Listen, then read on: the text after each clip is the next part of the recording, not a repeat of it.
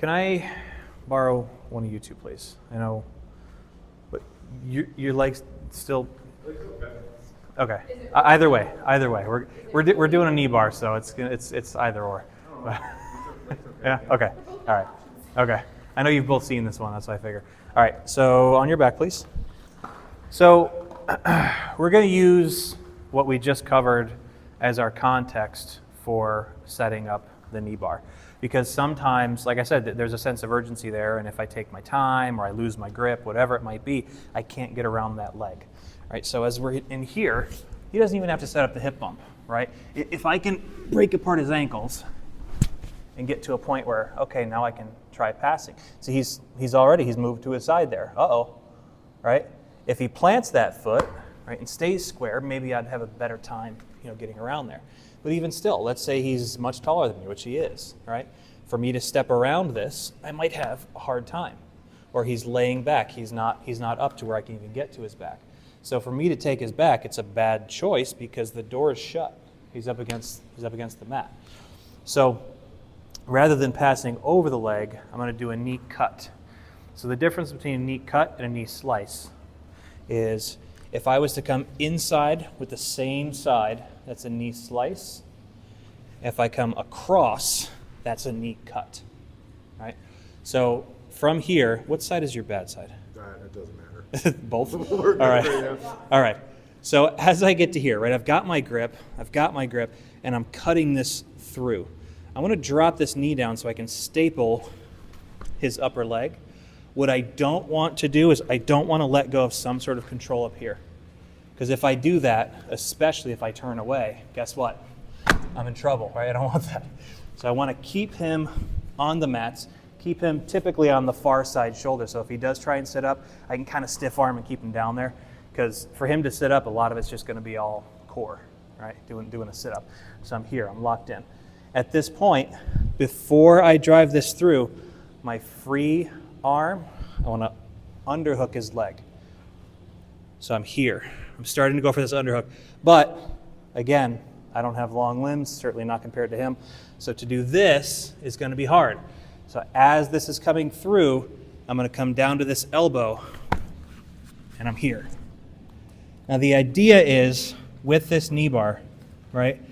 I want to curl this in just like with an arm bar where you isolate the shoulder and you bend it in the direction it's not supposed to go. It's exactly what I'm doing here. I want his knee to go this way because it's not supposed to go this way. But I've got to isolate the hips first. So I'm pulling this in tight. My shin is holding tight here. If I can get this around, cool. It's not likely you're going to get there though because we've got that knee cut. My instep is on the hip. This is in tight here. So I'm pulling my calf in to his hamstring. Now, from here, because I've fallen with my high side open, the grip that I prefer with this, I've seen knee bars done where you just pull here, fine. I don't like that one. What I like to do is pass this under my top side arm, right here. Keep this in nice and tight. A lot of times what I'll tell people as far as the imagery for this, take this hand, put it in your back pocket. So I'm here, nice and tight, and then slowly lean back. What I'm doing with that is I'm bringing my hips forward a little bit, but I'm pushing, this shin is on his hip. I'm pulling this in to keep him tight, and I'm pushing this into his hip, so this is locked up. And then I'm just extending. I'm not even bringing my hips forward yet. We're here, right? So, again, a little smoother. This is one that try and go slowly if you can, but once you start getting used to where you want to be, it's got to be a little bit quicker because gravity's not our friend when we're trying to hold things up and falling down, right? So I'm here, got the ankles apart, and I'm here. And for whatever reason, it's not happening, right? So I'm going to cut across while I keep this on the far side, cut, and I'm maintaining this instep. Underhook as I post, and I'm tight.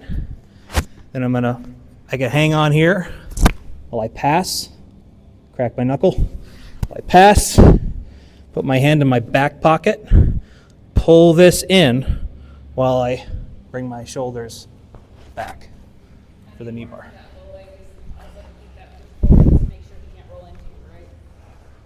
Right, right. I don't want him to be able to push into me. So I've got something pushing here and something controlling here. So it's sort of that, yeah, it's like a push-pull, like that Weaver grip that we talk about. So one more time, I'll go a little bit more full speed here. Here, broken apart, drive through, hook, lift, pass, pocket, extend from there. Anyone need to see it again? All right. Cool. Thank you.